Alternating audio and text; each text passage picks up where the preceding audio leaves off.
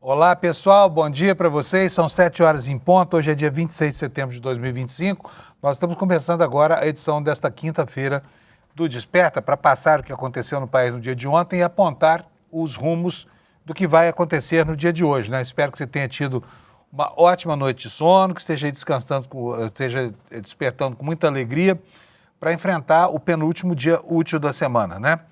E a gente está louco para ver essa sexta-feira, porque está todo mundo muito cansado. Ao final, né, de 2 semanas de muita tensão aí na vida política e institucional, nós jornalistas somos obrigados a trabalhar demais. Enfim, ficamos muito gratos quando o calendário aponta que é sexta-feira.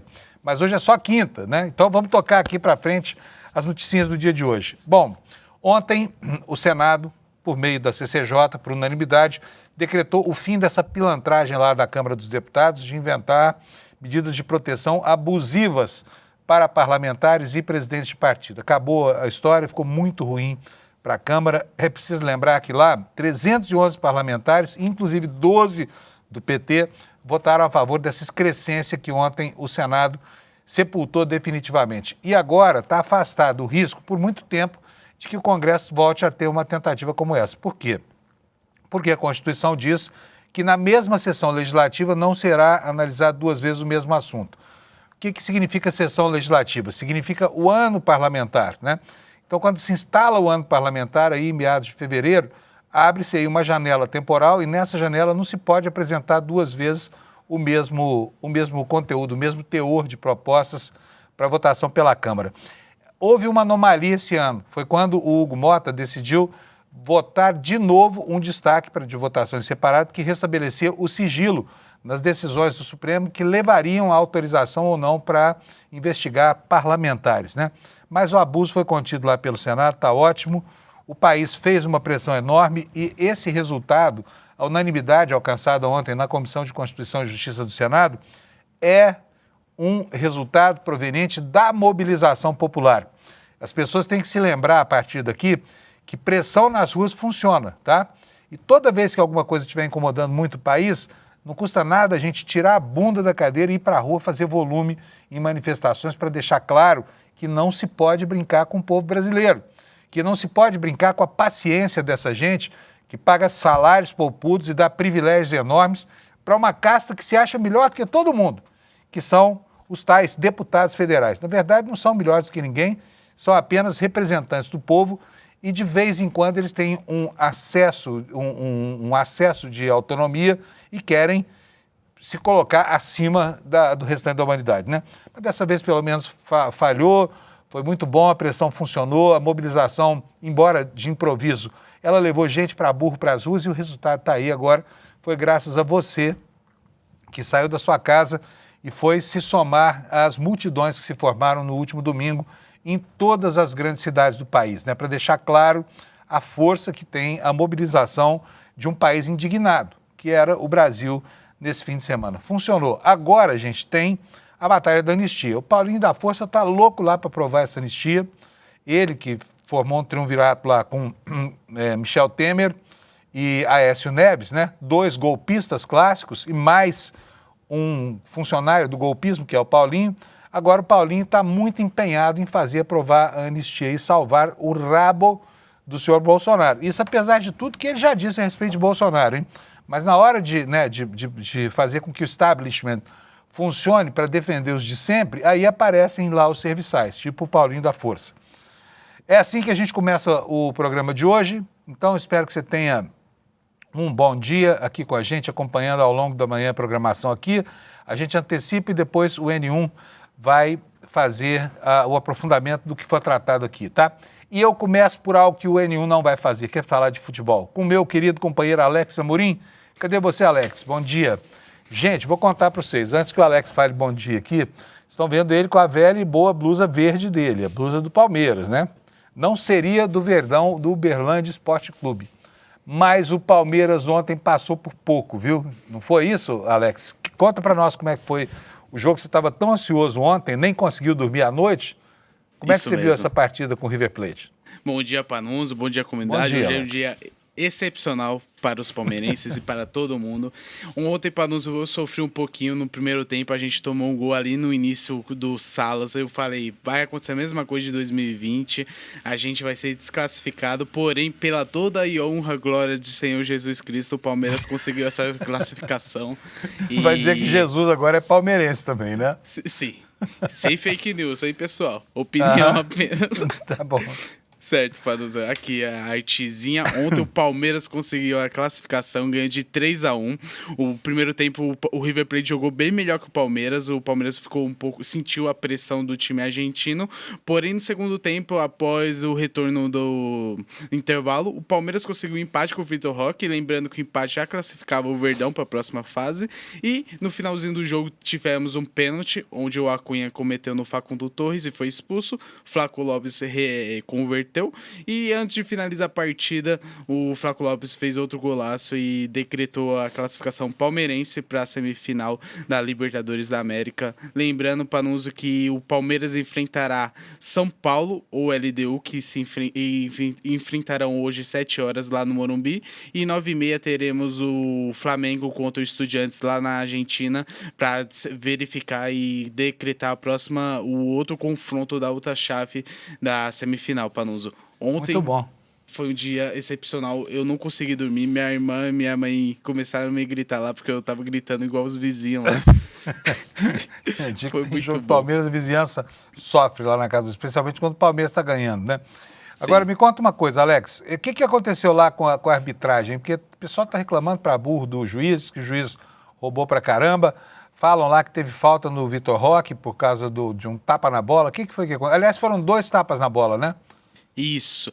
Então, Panuso, o que acontece? Em 2023, esse juiz fez também o jogo entre Palmeiras e Atlético Paranaense e ele foi bem controverso naquele jogo. Ele foi anunciado para esse jogo e ele começou um pouco estranho, falta para um lado, cartão para o outro. E no segundo tempo, Panuso, teve uma jogada do Acunha que empurrou o Vitor Roque e ele já ganhou um cartão amarelo. Porém, o lance seguiu, ele deu uma cabeçada no Emiliano Martinez e além da cabeçada, ele pisou também. Então, se o VAR tivesse chamado o que era para ter feito, o Acunha, que foi expulso no final do jogo, ele era para ser expulso ali nos 60 minutos, coisa do tipo, e facilitaria bem mais a vida do Palmeiras no jogo. Então, foi algo que fez essa controvérsia, tanto que a torcida vaiou quando foi pro intervalo, e eu não entendi muito bem porque os jogadores e o treinador do River Plate, assim que acabou a partida, foi reclamar com ele, porque ele tava fazendo as decisões mais pro River Plate do que pro Palmeiras, Panuso. Pois é, trabalhando a favor do inimigo, ainda ganhou uma bronca, né? Sim. Agora, me conta uma coisa, qual é a altura do jogador do River que fez o gol de cabeça? Então, o Salas, ele tem 1,74 m e o Facundo Torres, ele é bem maior que ele e perdeu a jogada naquele gol. Panuso, eu falei, eu não tô acreditando nisso. Mas você pode dizer também que o 1,74 não é um tampinha, né, o Alex? Sim, eu tenho 1,70 m, eu já me acho o garanhão, o altão. Isso é por causa do seu charme, não é por causa da sua altura. Sim. Beleza, Alex. Estamos listos aí? Estamos prontos, senhor? Então, não há mais nada a falar? Só para nosso amigo Chico Pinheiro não ficar triste, a gente teve também o jogo. Eu esqueci ontem, peço desculpas aos atleticanos aqui do chat. O Atlético Mineiro ontem teve o jogo de volta das quartas de finais da Sul-Americana. Lá na altitude tinha empatado 2-2 contra o Bolívar. E ontem, no finalzinho, um gol do Bernard conseguiu essa classificação para as semifinais. Então foram esses 2 brasileiros que tiveram um grande resultado nas competições sul-americanas, Panuso. De resto, é apenas isso. Olha aqui, eu vou ler para você algumas mensagens aqui da nossa área de chat para você ficar todo orgulhoso. Estou falando Sim. que o Alex está ficando famoso, gente. Olha só, brevidade e eu na estrada. Diz aqui, ó, bom dia, hoje tem tricolor. Sim. Né? E aí o Cílio Jório fala o seguinte, esse Alex é muito fofo, fala bonitinho. Eu tô melhorando, Panuso, aos poucos tô chegando lá. Não, você tá ótimo, não é que você tá melhorando, tá?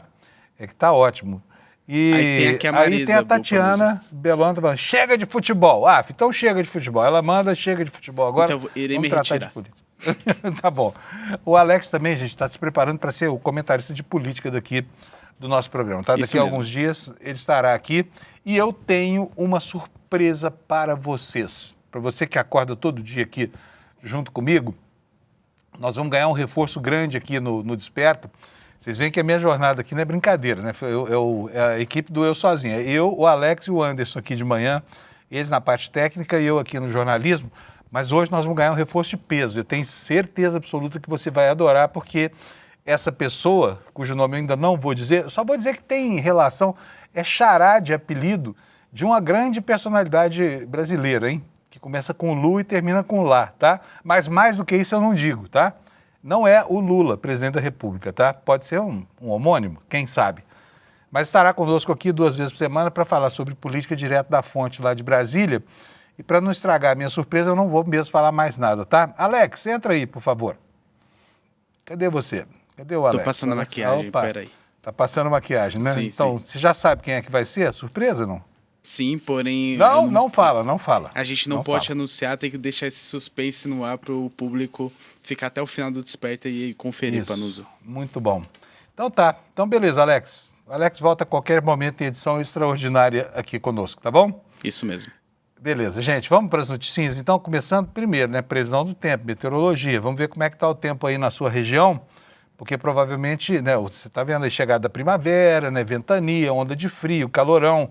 O tempo vai mudando assim. Então, nós chegamos a ter num único dia as 4 estações do ano aqui em São Paulo. Mas vamos lá, no mapa nosso do Brasil está aqui, previsão de chuvarada lá da cabeça do Cachorro até o meio oeste do Amazonas, né? E depois chuvas em toda essa faixa amarela aqui, olha, que vai lá do extremo oeste brasileiro até o litoral da Bahia e do Espírito Santo, tá?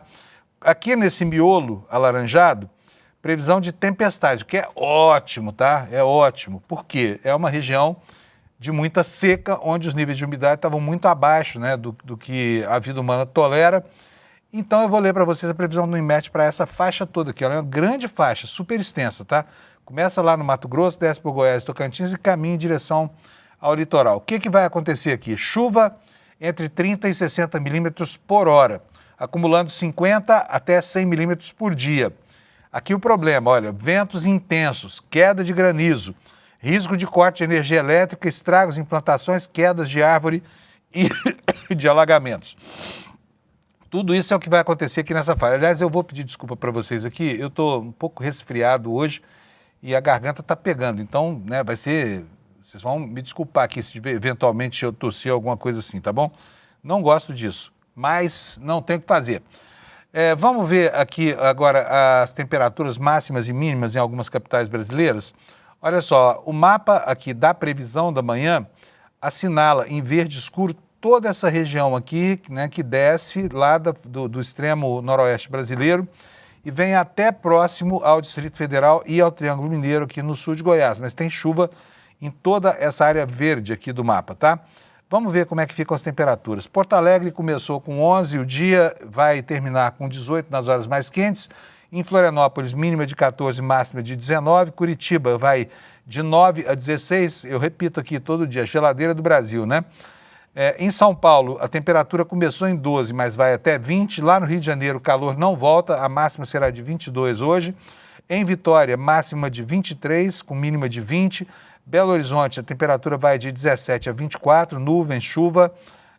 Goiânia vai de 21 a 32, Brasília de 17 a 27, né, com previsão de muitas nuvens, chuva também. Notícia alvissareira para quem mora em Brasília, né? Eu, quando começava a chuva, isso por setembro, outubro em Brasília, quando morava lá, e eu morei 20 e tantos anos em Brasília, era uma alegria que vocês não... Aí a gente vê a moça da previsão do tempo na televisão falando, em Brasília, tempo ruim, vai chover. O brasiliense fica até ofendido com esse tipo de previsão no final dos períodos de seca lá, porque não é brincadeira suportar a inclemência e a impiedade do clima lá, tá bom?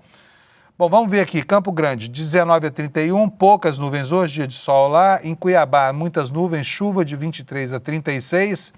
Porto Velho, máxima de 32. Rio Branco, máxima de 33. Em Manaus, chuva, 37 graus de máxima. Boa Vista, Roraima, 37 graus de máxima. No Amapá, Macapá, 34 graus, muitas nuvens. A mesma coisa em Belém. A mesma coisa em São Luís, só que a máxima aqui vai a 32, né? Em Teresina, está lá, em plena atividade, o Setembro-Obró, né? Com temperatura máxima de 37 graus. Isso para eles ainda é refresco, tá? Nas capitais do Nordeste, olha, começando aqui por Fortaleza, máximas próximas a 30 graus, 30 graus, 30 graus. Todas hoje vão ter 30 graus, menos Aracaju e Salvador. Aracaju com 29, Salvador com 28 graus. E Palmas, né, para não dizer que não falei das Flores, 35 graus de máxima, nuvens, mas não chove lá na capital do Tocantins. Essa é a previsão da meteorologia. E agora vamos saber aqui como é que anda o nosso noticiário. Já são 7 horas e 16 minutos. Começando aqui com os temas expostos na home do nosso portal, que está muito bom. Você precisa se acostumar a ler as notícias aqui, porque está tudo aqui, tá? O Chico Alves e a equipe dele trabalham dia e noite para manter isso aqui atualizado. Então, você faça o favor, quando estiver buscando informações, de passar pelo iclnoticias.com.br, tá? A página é linda e o site está super bem atualizado. Notícia principal da nossa manchete aqui: defesa de Bolsonaro pede fim das cautelares, só que a PGR segue avaliando o risco de fuga. Decisão caberá ao ministro Alexandre de Moraes. Prisão ainda não é motivada pela condenação. O que está acontecendo? O Bolsonaro foi condenado, mas ainda não transitou em julgado a sentença. Quando transitar em julgado, aí ele passa ao regime prisional. Não se sabe ainda se na Papuda ou onde quer que esteja. Portanto, já não há mais risco de que ele exerça nenhum tipo de coação no curso do processo, né? Acusação, aliás, que é parte de outro processo em fase ainda de apuração, em fase de inquérito, né?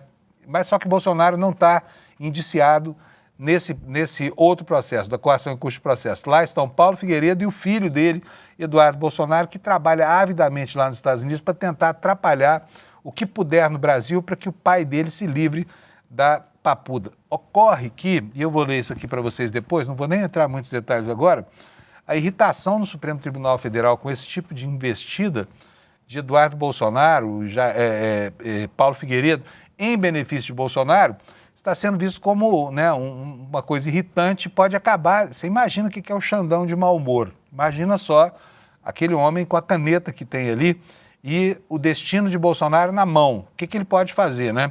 A Papuda, olha, tá assim, olha, tá piscando para o Bolsonaro, tá?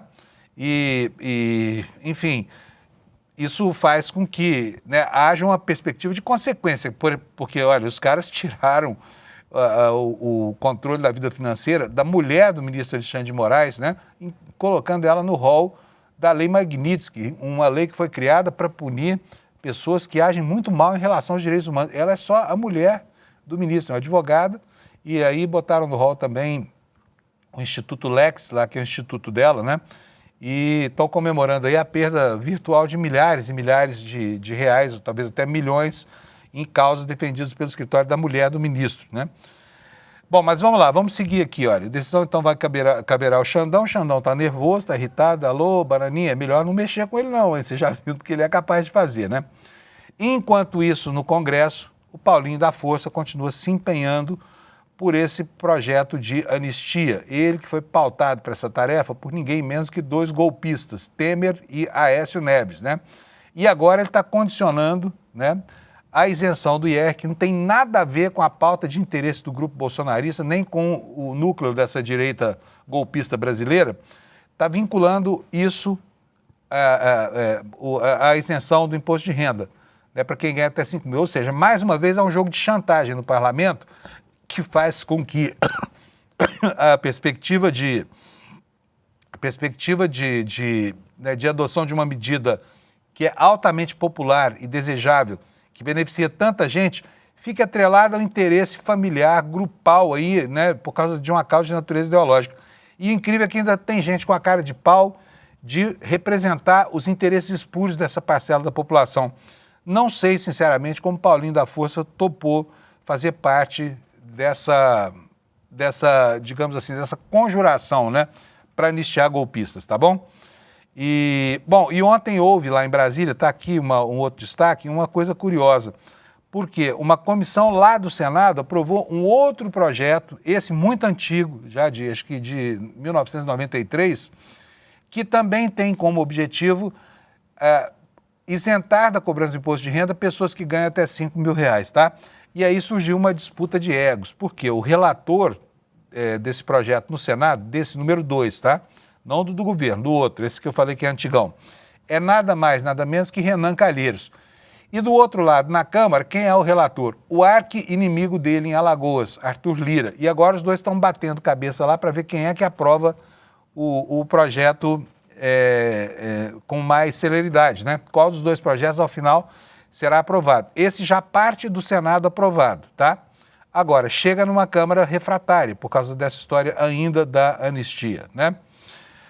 Uma outra manchete aqui, olha, Alcolumbre oficializa o arquivamento da PEC da bandidagem, desculpa aí, hein? Que foi oficializada, que foi derrotada por unanimidade na CCJ do Senado. Então está aqui, o presidente do Senado bateu lá o martelo e deu a sentença de morte que já havia sido prolatada pela unanimidade dos senhores senadores que integram a Comissão de Constituição e Justiça, fazendo valer aquilo que havia prometido o senador Otto Alencar, da Bahia, do PSD da Bahia, que disse que a comissão dele não aprovaria aquela molecagem da Câmara, né? E não aprovou mesmo, tá bom?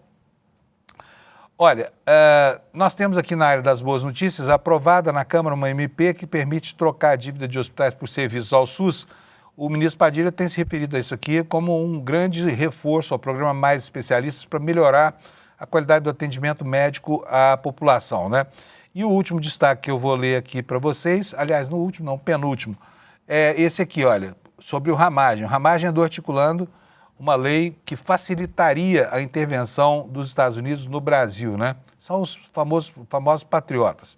E, por final, na coluna da Juliana Dalpiva, a informação de que o Bolsonaro está cada dia mais perto de anunciar o apoio que parece cada vez mais inexorável, inevitável, né, a Tarcísio para 2026.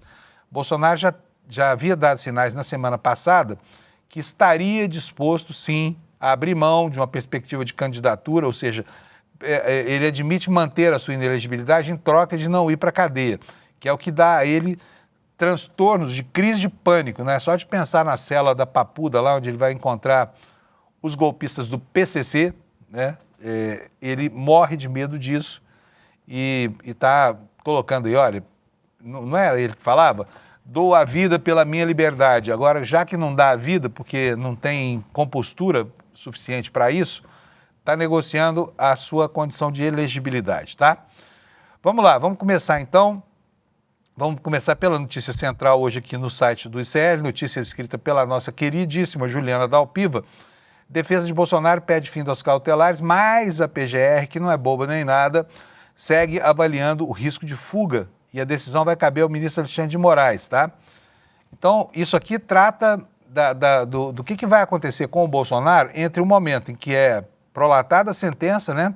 E depois ela ainda carece da resolução de pelo menos um recurso, que é o embargo de declaração, e a partir daí o Bolsonaro ainda é um homem livre. Por quê?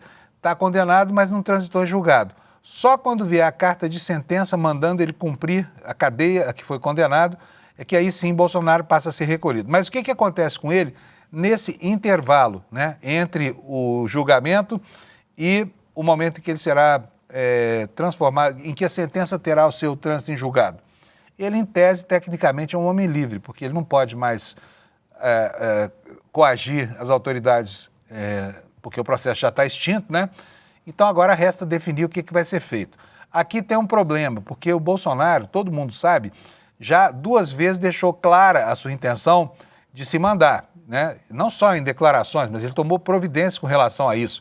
No Carnaval de 23, ele foi passar lá dentro, de 24, aliás, ele foi passar lá dentro da Embaixada da Hungria, passou 4 dias lá apavorado, porque com a perspectiva de ser preso, né?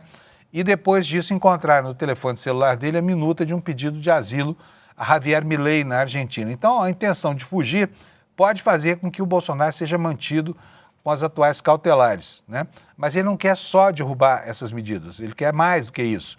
Ele quer ficar livre da tornozeleira e quer voltar a lacrar nas redes sociais. Também pretende se ver livre da proibição de visitar embaixadas e consulados. Aí pergunto para você, sinceramente, meu amigo que está me assistindo aí essa hora da manhã, o que o Bolsonaro quer fazer em embaixada e consulado? Fazer visita de cortesia lá para o embaixador? Conhecer o adido cultural? Não! Ele quer mesmo preparar um plano de fuga. Ele morre de medo de ir preso. Então vamos aguardar a decisão do Xandão. Enquanto você aguarda aí na sua casa pacientemente, eu leio aqui para você. Aliás, hoje o Xandão deve dizer o que acha desse pedido da defesa do Bolsonaro, tá? Que é o seguinte, vamos ler aqui a matéria da Juliana.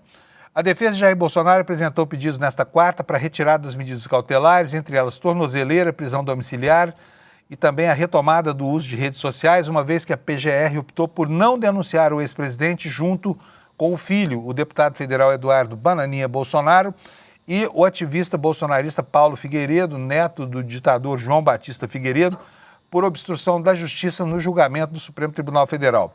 No entanto, a coluna aqui, ou seja, Juliana Dalpiva, apurou que a tendência é de que todas as cautelares sejam mantidas devido ao risco de fuga, tá? Motivo pelo qual elas foram impostas. A avaliação da PGR é que a condenação aumentou o risco. A decisão caberá agora ao ministro Alexandre de Moraes, que é o relator do processo. Essa prisão ainda não é motivada pela condenação. Nós estamos falando da prisão domiciliar do Bolsonaro, tá? A ata da sessão foi publicada nesta quarta-feira e o próximo passo agora é a publicação do acórdão. Depois disso, os advogados podem apresentar recurso na primeira turma e, na sequência, o processo transita em julgado, ou seja, é efetiva, chega ao seu fim, ao seu efetivo fim, tá? E aí vai ser decidido se o Bolsonaro permanece em prisão domiciliar ou se vai puxar plantão lá na Papuda. A decisão da prisão ocorreu no contexto das investigações sobre tentativa de golpe de Estado e organização criminosa após as eleições de 22 e foi motivada por descumprimento reiterado de medidas cautelares impostas anteriormente. Segundo a decisão, Bolsonaro utilizou perfis e canais de comunicação de terceiros, incluindo os dos filhos, né? Flávio, Eduardo e Carlos, para divulgar conteúdos que, de acordo com o ministro, configuram ataques ao Supremo Tribunal Federal e à ordem democrática. Moraes apontou ainda a participação do ex-presidente por vídeo em uma manifestação realizada em Copacabana no último domingo, fato considerado uma violação direta das restrições de contato e uso das redes sociais. Medida impõe a Bolsonaro que cumpra a prisão domiciliar em sua residência, monitorado por tornozeleira eletrônica. Moraes também determinou, segundo a Juliana aqui, a apreensão de todos os aparelhos eletrônicos encontrados no local e proibiu visitas, exceto de familiares e advogados. Gente, está aqui. Vocês acham que o Xandão... Vamos chamar o DataLex aqui? DataLex, SedLex. Cadê o nosso instituto de pesquisa aqui? Opa! Panuso, eu Alex, estava falando vamos fazer com uma a fonte importante que logo estará aqui. Estava falando, né? Isso. Uma fonte começa com Lu e termina com Lá. Isso. É isso, né? Então, Isso bom mesmo. saber que ele já está por aqui. Perfeito. Tiramos não sei, a charada, né? Começa com Lu, termina com Lá. Deixa pro chat descobrir quem é. Deixa aí. Isso. Tá fácil também, né? Muito, muito. Muito Quem fácil. acompanha o ICL já deve estar sabendo, o pessoal do chat deve estar maluco. Bom, vamos lá. Por que eu chamei o nosso DataLex, o Instituto de Pesquisa, cuja amostra é composta por um único entrevistado, que é o Alex Amorim, tá? E Isso. a margem de erro é de 50%. Ou acerta ou erra. Ultimamente Alex. está 100% de acerto. Tá 100% de acerto, Isso. é. Acertou até o resultado do Palmeiras ontem de novo, né? Disse que ia dar Isso. certo. Então, o DataLex é um instituto de pesquisa que não falha. Vamos lá para a gente fazer a enquete de hoje.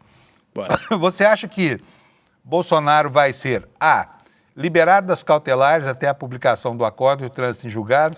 B, vai permanecer em prisão domiciliar? Presta atenção nas letras, hein? Porque depois Certo. eu vou esquecer, tá? B, Eu também. vai permanecer em prisão domiciliar, do jeitinho que está, com tornozeleira e restrição de acesso às redes sociais. C, vai poder ficar livre de todas as cautelares para finalmente poder ingressar na Embaixada dos Estados Unidos e pedir asilo e fugir do Brasil. E letra D, vai para Papuda. Qual das 4 alternativas você acha que vai... Atenção para a aferição do DataLex, SedLex aqui, o Instituto de Pesquisa do Desperta. Vai lá, Alex. E eu acho que vai ser a letra B, vai continuar em prisão domiciliar. E eu acho que pela idade dele, pela saúde, nós não vai ver ele na prisão. Mas eu vou torcer por isso, porém eu acho que ele vai continuar em prisão domiciliar, Panuso. Bom, então, segundo o DataLex, alternativa B, Bolsonaro permanece. Essa aí, se eu fosse consultado pelo nosso Instituto de Pesquisa, eu diria a mesma coisa para você, tá? Estamos Vamos conferir alinhados. depois agora, né? Estamos Isso alinhados, mesmo. é. Estamos alinhados com a opinião auferida pelo Instituto DataLex, SedLex, tá bom? Notícia número 2, gente, olha aqui, ó, outra da Juliana Dalpiva, Eu vou voltar aqui porque eu quero antecipar isso aqui. O que está em questão hoje é 2026, está no cenário, né? E aí todo mundo quer saber o que vai ser do candidato da direita. Eu tenho visto com curiosidade aqui, conversado com políticos que acham que o Tarcísio não vai ter coragem suficiente para enfrentar o Lula, né?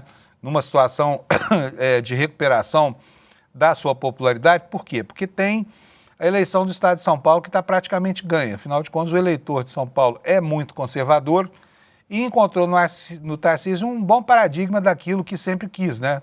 Enfim, tradicionalmente elegem políticos conservadores para o governo do Estado de São Paulo, né? Mas a Juliana Dalpiva, uma vez mais, nos traz aqui a informação de que o Bolsonaro está cada dia mais perto de anunciar o apoio ao Tarcísio em 2026. E vai criar uma situação familiar complicada para ele, né? Porque o Bananinha está querendo ser o candidato à presidência da República da família, mesmo estando ele perdido lá pelos Estados Unidos, nessas férias com Mickey Mouse, Donald Trump e tudo mais. A vocação dele é inequívoca. Ele quer porque quer ser candidato, né? E aí começa já a criar atriz com o pai, que daqui a pouquinho nós vamos saber, tá? O que nos conta a Juliana nessa matéria? Não adiantou a pressão do deputado Eduardo Bolsonaro no pai, Jair. O ex-presidente está cada vez mais próximo de anunciar apoio ao governador do estado de São Paulo, Tarcísio Freitas, na corrida presidencial de 2026. A coluna conversou com 2 interlocutores de Bolsonaro nos últimos dias e ambos avaliaram que todas as negociações se encaminham para que esse episódio seja anunciado em breve. O principal entrave hoje está na família Bolsonaro, já que tanto Eduardo como Michele tinham as suas próprias aspirações em relação à eleição. Tarcísio foi autorizado pelo Supremo a visitar Bolsonaro no próximo dia 29. Na avaliação do PL, quanto antes essa situação for definida, melhor é a preparação do caminho até a disputa. O temor é a resistência que o nome de Tarcísio vai enfrentar, uma vez que a decisão se torne pública. Em especial, o deputado federal Eduardo Bolsonaro não dá a entender que irá ceder a essa escolha e deve seguir fazendo críticas públicas ao governador paulista, que está debaixo de um tiroteio dele, que está em cima 10º, né? Em agosto veio à tona uma mensagem de Eduardo criticando Tarcísio e brigando com Bolsonaro porque defendeu o aliado.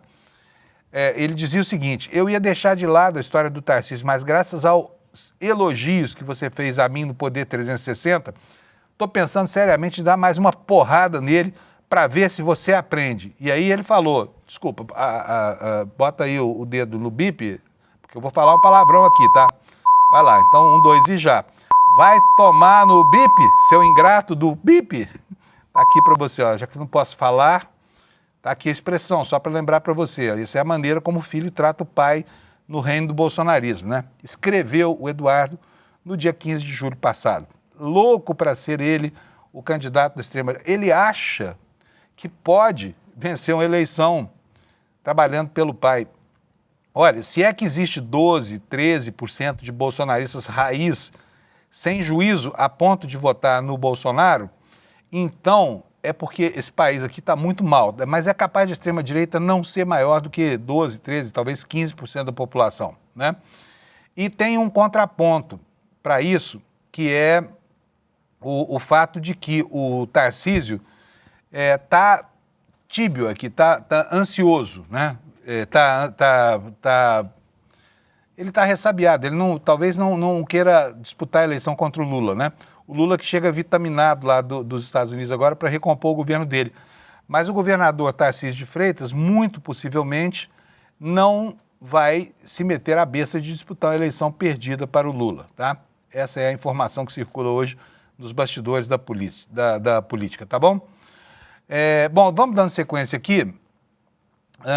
Olha aqui, estou falando aqui para vocês, estava procurando essa matéria aqui, a matéria do Fábio Zanini, do painel da Folha de São Paulo, está dizendo o contrário do que a apuração da Juliana demonstrou, está dizendo que o Tarcísio está desanimado com a candidatura presidencial por conta de quê? Do tarifaço do Trump, né? Ele fez a bobagem de colocar aquele boné do MAGA na cabeça, pelas coisas terríveis que tem feito Eduardo Bolsonaro e por falta de palanque, né?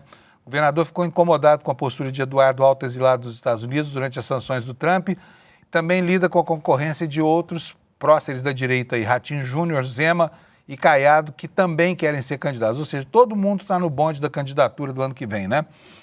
O que nos diz a matéria do painel da Folha? Há quase um ano da eleição de 26, o governador Tarcísio de Freitas tem dito, aliados, desde a semana passada, que no momento não tem ânimo para concorrer à presidência da República.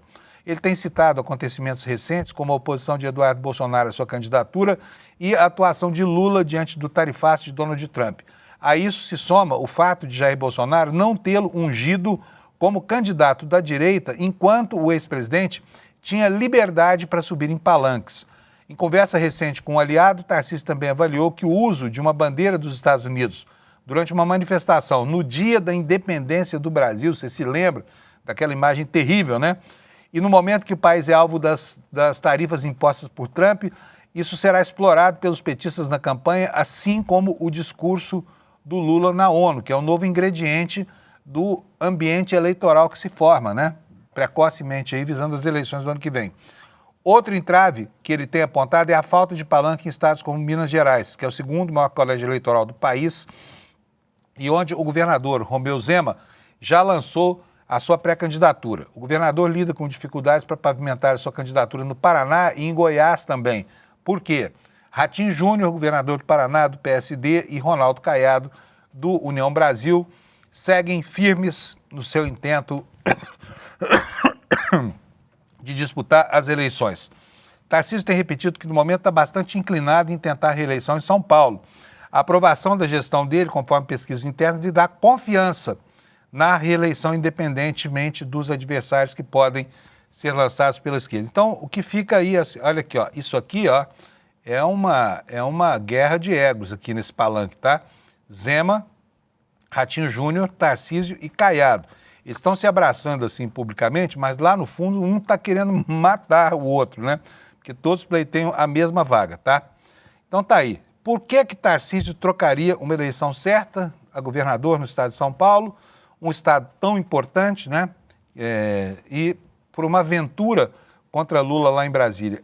Eu acho que isso ainda vai... muita água vai passar por baixo dessa ponte até consolidar essa candidatura, viu? Quem viver, verá, tá? Correndo aqui com os outros assuntos do noticiário, olha só, PL recorre da decisão de Mota de barrar Eduardo como líder. Informação da revista Cruzoé, onde é que eu fui buscar a informação, hein? Segundo o Sóstenes Cavalcante, Hugo Mota havia se comprometido a aceitar o movimento da oposição e depois ele recuou. O líder do PL na Câmara dos Deputados, Sóstenes Cavalcante, anunciou nesta terça, 23, que apresentará um recurso à mesa diretora contra a decisão do presidente da Casa, Hugo Mota, do Republicanos, de barrar a indicação de Eduardo Bolsonaro para ser líder da minoria. Sóstenes voltou a dizer que uma decisão da mesa diretora de março de 2015 dispensa Eduardo de registrar presença na Câmara se for líder da bancada e que, por isso, haviam indicado ele para a liderança da minoria. Afirmou que comunicou a Mota previamente sobre esse movimento da oposição para liberar Eduardo Bolsonaro de perder o mandato por faltas, né? Gente, olha, eu acho que eu vou até antecipar a minha surpresinha para vocês. Falei aqui lá no começo, né? E eu vou deixar o Alex anunciar para vocês, tá bom? Aparece aí, Alex. Cadê o Alex? Apareci. Alex, meu fiel escudeiro aqui. Isso. Alex, e aí, você acha que eu devo antecipar? Sim, porque nosso convidado, que não vai ser mais um convidado, vai ser um participante fixo, ele quer comentar sobre o Tarcísio e dar essa opinião polêmica aqui pro pessoal da nossa audiência, Panuso. Então, prepare-se, meu caro telespectador matinal, porque temos Lula conosco hoje, ele mesmo, em pessoa. Põe na tela o Lula, por favor, Alex. Colocando, vamos lá. Vamos lá, Lula Costa Pinto. Bom dia, Lula. Tudo bem? Bem-vindo aqui no Despertador, no nosso Desperta. Tirei o Lula da cama hoje, ele foi fazer a barba rapidinho. Estou te anunciando aqui desde o comecinho da manhã, viu, Lula? Muito prazer em ter você aqui comigo para ajudar a gente a tocar a barca da informação, viu, Lula? Seja muito bem-vindo. Vou deixar a máscara dos dois. Perfeito, obrigado, Fábio. Obrigado, audiência imensa, né, do Desperta ICL. E a partir de hoje, né, na verdade, a partir de amanhã, toda segunda e toda sexta estaremos juntos, né, Fábio? Para quem não sabe, é um prazer enorme para mim estar aqui com o Fábio de novo, porque eu era estagiário ainda em jornais lá no Recife, quando o Fábio já chegou lá como profissional para a Rede Globo. Né? Isso Hoje é fake não news. parece, O cara mas já ele é bem estreia mais velho do que eu. O cara já estreia fazendo fake news aqui. Ô, Lula, não, mas olha, gente, a gente já trabalhou junto muitas vezes, nos cruzamos por aí muitas vezes. O Lula é um cara excepcional, vocês conhecem o Lula. Ele, enfim, tem uma carreira prodigiosa e vai nos ajudar com a sua capacidade imensa de apuração e com o seu faro dos bastidores lá de Brasília. Vai ser muito bom para todo mundo, tá? E o Lula estreia hoje já falando sobre a candidatura do Tarcísio. Nós temos aqui duas afirmações, Lula. A Juliana Dalpiva dizendo que o Bolsonaro deve muito rapidamente anunciar o Tarcísio como seu sucessor. E nós temos a informação da Folha de São Paulo, do Fábio Zanini, afirmando que ele não está animado, porque vai trocar uma eleição ganha aqui em São Paulo por uma aventura incerta, disputando com Lula, né, candidato fortíssimo à presidência da República. O que você pode nos dizer a respeito disso? Olha, os dois estão certos, mas a notícia não parou aí. Né? De fato, o sistema, né, do Valdemar Costa Neto, o sistema partidário de PL e mesmo do Kassab, do PSD, do Republicanos, quer que a visita do Tarcísio ao Bolsonaro, que foi autorizada pelo ministro Alexandre de Moraes para ocorrer no dia 29, agora semana que vem, 29 de setembro, que seja a data de anúncio, né, da candidatura do Tarcísio. Mas o Tarcísio, de fato, não está animado, né, neste momento para assumir esta candidatura. Primeiro ponto, ele já adiou a saída do secretário de Segurança, o trágico Guilherme Derrite, da Secretaria de Segurança de São Paulo, que deveria ocorrer agora em outubro e só deve ocorrer agora em final de março, começo de abril, no prazo da lei eleitoral. Então, o Derrite, que será candidato ao Senado, que era um possível candidato a governador no lugar do Tarcísio, não sairá agora do governo. Segunda questão, o Valdemar Costa Neto exige que o Tarcísio troque de partido, saia do Republicanos e vá para o PL para ser candidato a presidente pelo PL, a fim de herdar, segundo o raciocínio do Valdemar, o número 22, o recall do número do Bolsonaro na urna eletrônica. Mas o Republicanos, né, partido que está na órbita da Igreja Universal do Reino de Deus, o Republicanos, partido atual do Tarcísio de Freitas, não aceita essa migração partidária.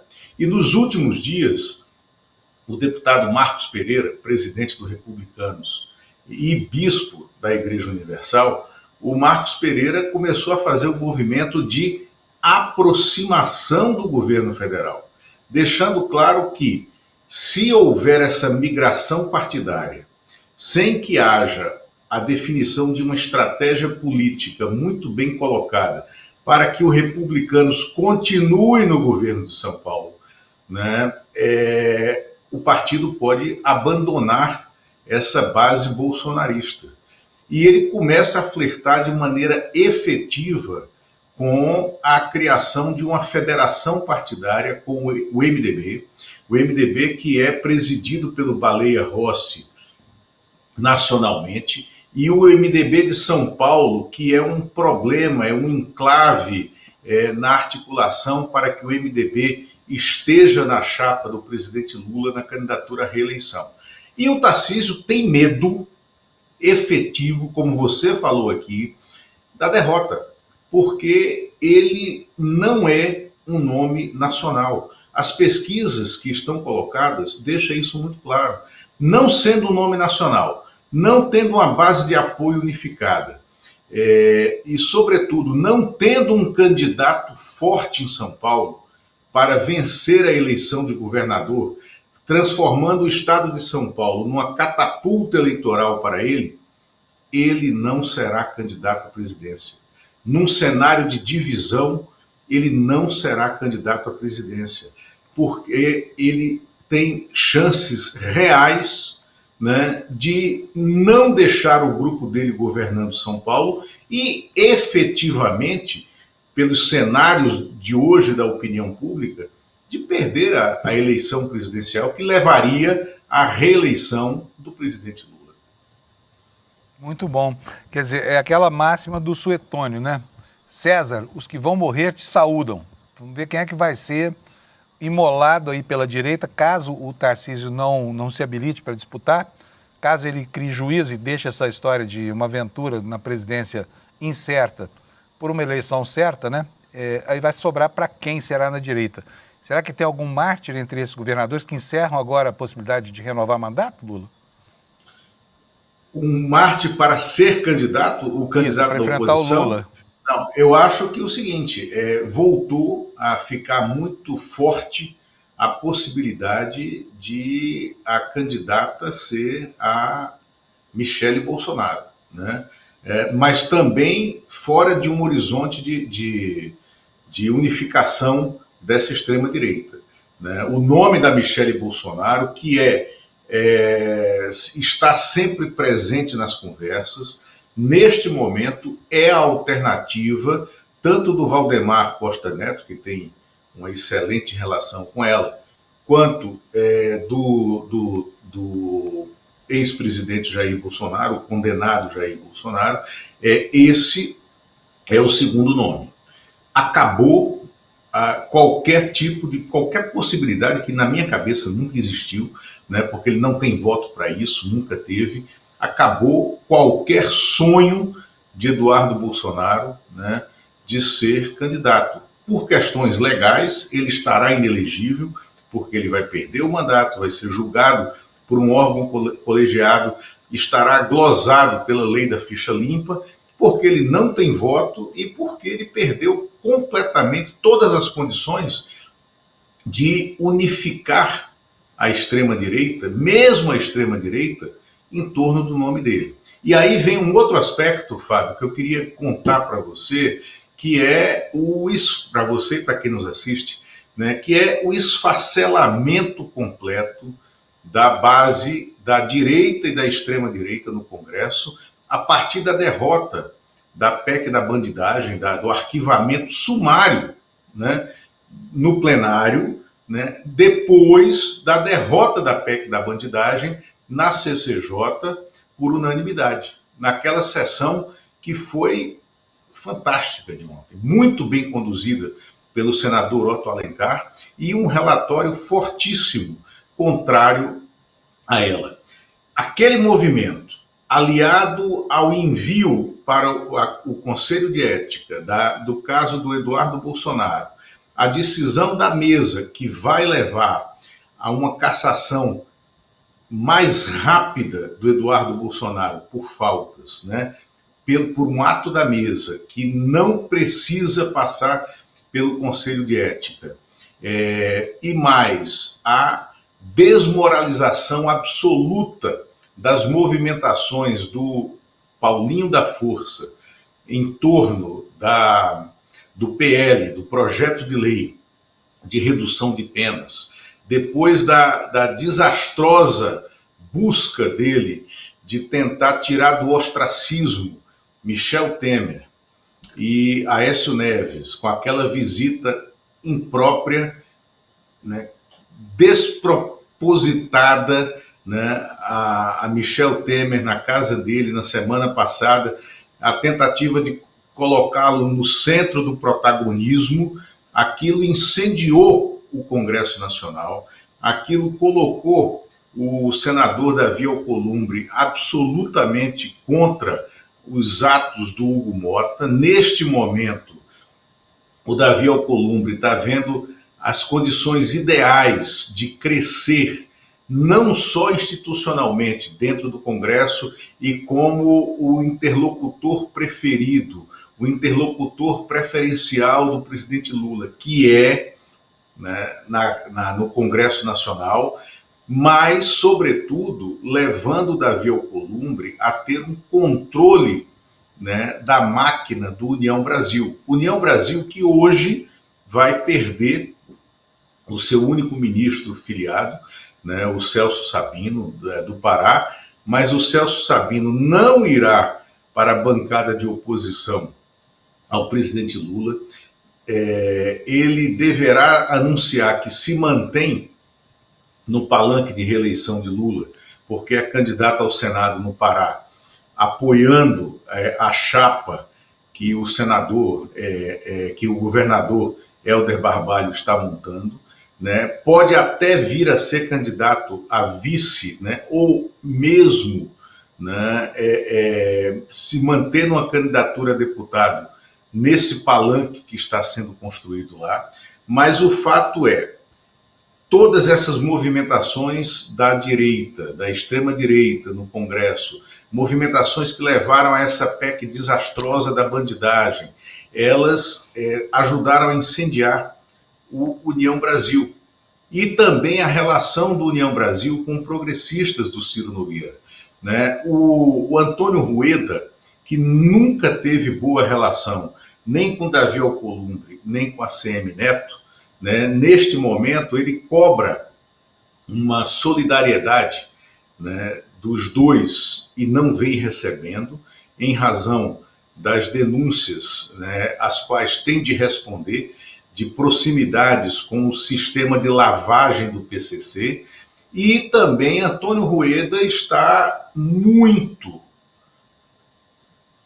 estranha profundamente o silêncio do Ciro Nogueira em relação a essas mesmas denúncias contra ele, Antônio Rueda, porque o Ciro Nogueira, nos bastidores, tem procurado se afastar do Antônio Rueda na hora de responder judicialmente a essas denúncias de proximidade dos dois com o sistema, com a lavanderia, né, do PCC, que passa pelos hangares dos jatinhos que são usados por todos eles em conjunto, como todo mundo está sabendo, a partir das reportagens daqui do ICL. Lula, olha, super obrigado, foi um prazer receber você aqui hoje. E você que está nos assistindo sabe que isso é só a avant-première. A partir de amanhã o Lula está aqui toda segunda e toda sexta e eventualmente eu vou também chamá-lo aqui para participar quando houver algum fato muito importante na política do país. E o Lula é um companheiraço, é um dos jornalistas mais bem informados do Brasil e nós estamos muito bem na companhia dele aqui, viu, Lula? Obrigado para você, boa sorte aqui no ICL, uma longa caminhada para você aqui dentro, tá? Obrigado, Fábio, e tuas ordens, me chame e amanhã estaremos juntos. Até logo. Seja bem-vindo. Olha que obrigado, mais um dando boas-vindas para você, que é o Alex Amorim, que é o nosso instituto de pesquisa aqui, o Datalex, Sedlex. Tchau, Lula. Até amanhã, então. Tchau, abraço, tchau. É isso aí, gente. Espero que vocês tenham gostado da apresentação, da surpresa que eu parei. É uma surpresa meia boca, porque eu já falei que era o Lula, né? Só não falei qual Lula que era, tá? Gente, vamos correr aqui, porque são 7h53, eu tenho várias coisas para te falar. Então vou rapidinho aqui, linguagem telegráfica, depois você no N1 vai assistir ao aprofundamento dessas informações. Comissão no Senado aprova isenção do imposto de renda para salários de até 5 mil a partir de 2026. Essa aqui é a comissão, só que o projeto não é aquele do governo, tá? Esse projeto é um projeto antigo que foi retirado lá do baú pelo senador Renan Calheiros, que estava presidindo aqui a sessão, encampou essa ideia, já aprovou ali. A Câmara está de mau humor, né? Por quê? Porque com a aprovação da CAI, esse projeto vai parar no plenário da Câmara, que ainda não votou a questão do imposto de renda, estão lá enrolando com isso. Então, agora, ao invés de um, nós temos dois projetos disputando aí a condição de, né, de introdutores, de autores dessa ideia legislativa de dar isenção para quem ganha até 5 mil. Na verdade, a ideia é do governo, né? Mas tanto faz um ou outro, tá bom, do mesmo jeito. Notícia número 2 aqui dessa nossa corrida final. Paulinho da Força afirma que isenção de IR está condicionada à anistia, mas é o demônio, fala sério, né? Gente, o que é isso? O que é isso, Paulinho? Não tem amor à sua biografia, não? Sabe? Se prestar a servir dessa forma a esse grupo golpista, Temer e Aécio, de onde é que foram tirar Michel Temer? Quem foi que chamou o Temer de volta ao cenário, ao primeiro plano da cena política brasileira? Tenho certeza absoluta que quem fez isso foi o Assunto. Porque quando o assunto é golpe, dele, Temer entende. Afinal de contas, né, ele deu um golpe lá em 2016, 2017, derrubando a Dilma Rousseff, né? E agora está aí Paulinho condicionando anistiar um criminoso como Bolsonaro em troca de permitir que 20 milhões de pessoas parem de pagar imposto de renda no Brasil. Beleza de comportamento, né? Matéria da Folha de São Paulo agora. Lula volta dos Estados Unidos, deve definir trocas nas equipes com Boulos e Centrão. O que é que nos diz a matéria? O presidente do PT volta dos Estados Unidos nessa quinta com pendência para resolver sobre a composição da sua equipe com possíveis trocas dentro do Palácio do Planalto e da Esplanada dos Ministérios. Diante da ameaça de debandada de indicados por PP e União Brasil, o presidente terá que se dedicar agora ao redesenho do seu time de auxiliares. Aliados do petista apostam na tentativa de reacomodar nesse espaço os partidos da própria base aliada, inclusive os do Centrão. Entre as legendas que podem ser contempladas estão PSD, PDT, PSB e até o B de Brasil e até o Republicanos, né? Auxiliares do presidente afirmam que, diferentemente do momento da montagem do governo, na transição, quando a prioridade era garantir a governabilidade, agora pesa também a construção de alianças para 2026. Então, assim vem Lula cheio de gás lá dos Estados Unidos, disposto a se impor aí na discussão, né, da recomposição do governo, já avisando os efeitos eleitorais de 2026. Olha, lá no Rio de Janeiro não falta nada, né? A esculhambação da política lá é tão grande. Vocês ouviram a história desse bônus policial para policial que matar mais. Como pode uma lei para prever a indenização por morte, sabe? Desde quando o papel da polícia militar é matar? O bem jurídico mais importante tutelado pelo Estado é a vida, não é a morte. E lá no Rio de Janeiro estão querendo pagar um bônus para quem matar muito, né? Está aqui a matéria do UOL, vou ler rapidinho para vocês, porque já tem só mais 3 minutos. É uma medida absurda que vai na contramão de como trabalham as polícias no mundo, disse o ex-secretário nacional de Segurança Pública, José Vicente da Silva Filho. Ele fala que medidas como essa vão aumentar a letalidade policial e de casos de abuso da força. E eu complemento aqui dizendo que não vão resolver nada, porque quanto mais violenta a polícia, mais violento é o crime. O que os especialistas propõem? Investimento em investigação, policiamento preventivo, como caminhos mais efetivos. Fora o fato de que é um abuso alguém oferecer recompensa pela morte de quem quer que seja, né? Outra informação importante aqui para nós, olha só, Bolsonaro foi alertado de desvios, fraudes e irregularidades do INSS durante a transição, dizem peritos.